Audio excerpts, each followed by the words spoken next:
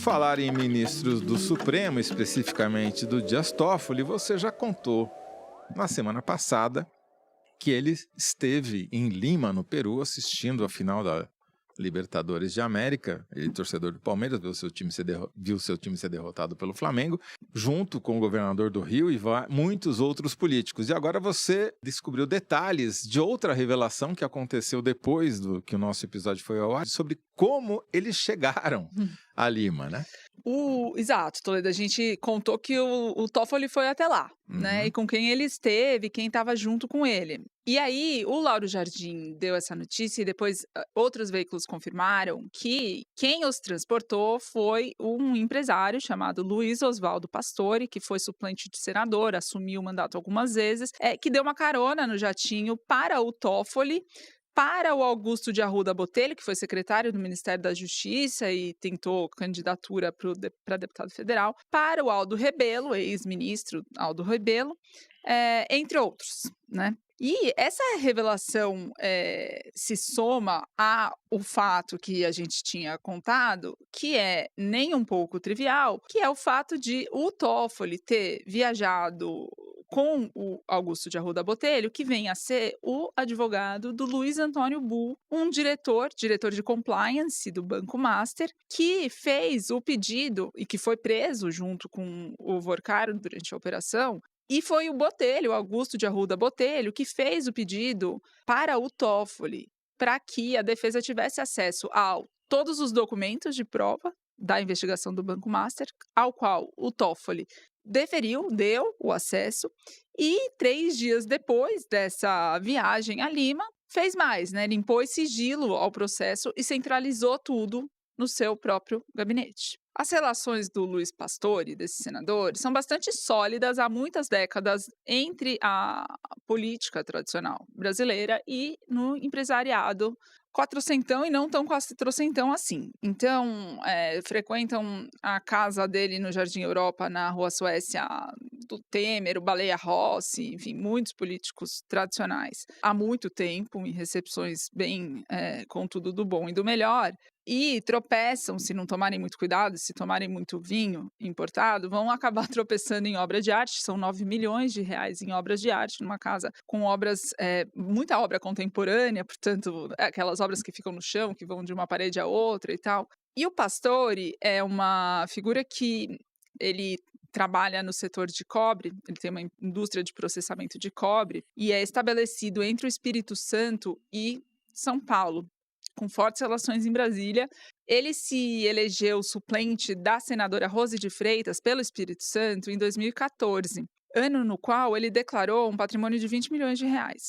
Se você atualizasse esses 20 milhões, daria 40 milhões em 2022. Mas na eleição de 2022, ele declarou um patrimônio de 455 milhões de reais. Pera, atualizando, foi de 40 para quanto? 455 milhões de reais. Mais de 10 vezes.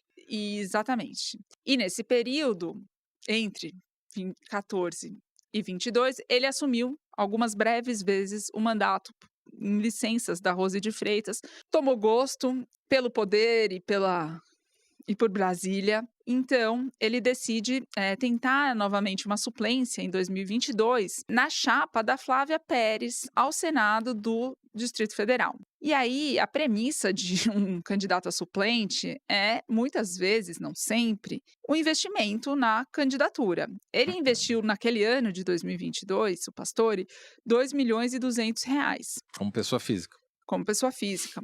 Dos quais 700 mil foram para o MDB nacional, 500 mil para o MDB do Distrito Federal, 380 mil para a Flávia Pérez e 300 mil para o Augusto de Arruda Botelho, que estava tentando disputar uma cadeira na Câmara dos Deputados e não conseguiu na eleição passada. A Flávia Pérez perdeu para Damares Alves, que acabou ganhando os votos bolsonaristas e se tornou senadora. Mas a eleição, então ele não conseguiu a suplência outra vez, mas acabou fortalecendo vínculos, porque a Flávia Pérez é casada com o Augusto Ferreira Lima, é ex-CEO e sócio do Banco Master, também foi preso junto com o Vorcaro e com o cliente do Augusto de Arruda Botelho, o Luiz Antônio Bull.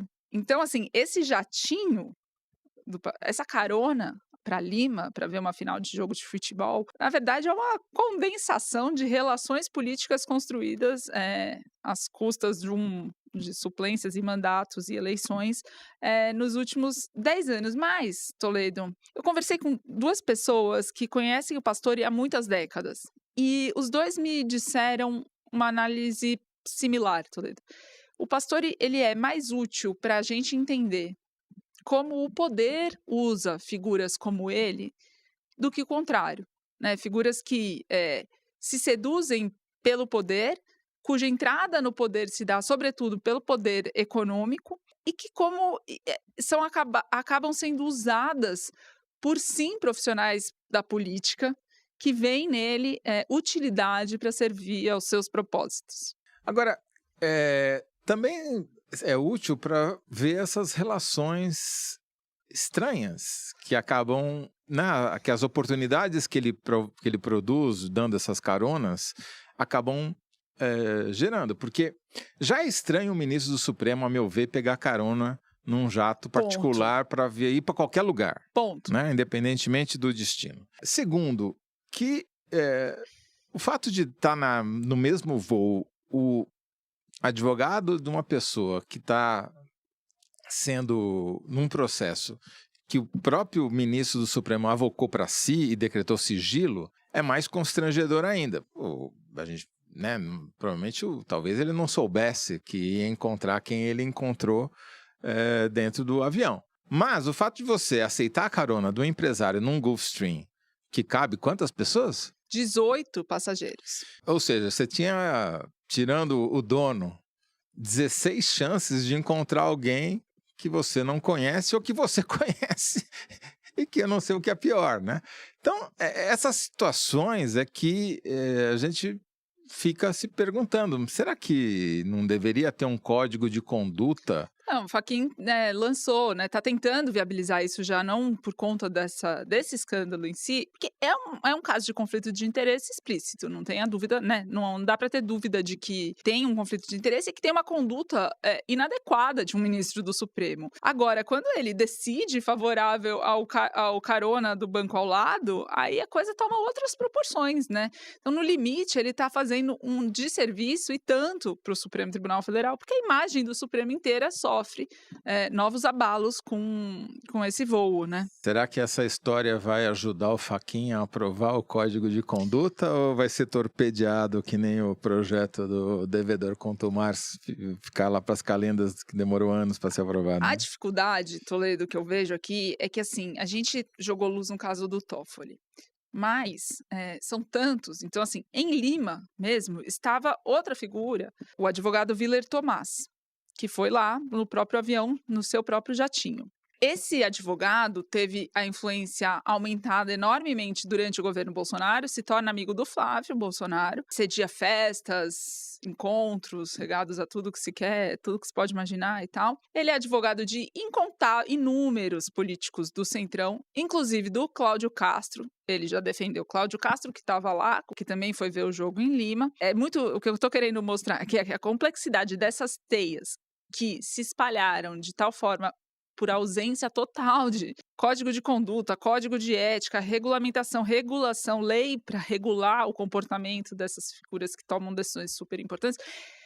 É muita coisa. E cada cavocada é uma minhoca, né? Ai, gostei dessa. Cada cavocada é uma minhoca. É isso aí. Muito bom, Thaís Bilenque. Ou muito ruim, para variar. Não sei. Vamos ver, né, Toledo? Vamos ver. Ano que vem tá aí, vai tudo melhorar, tudo vai ficar bom. 2026, só alegrias. Assim espero. Thaís Bilenque, vamos para Horácia? Vamos.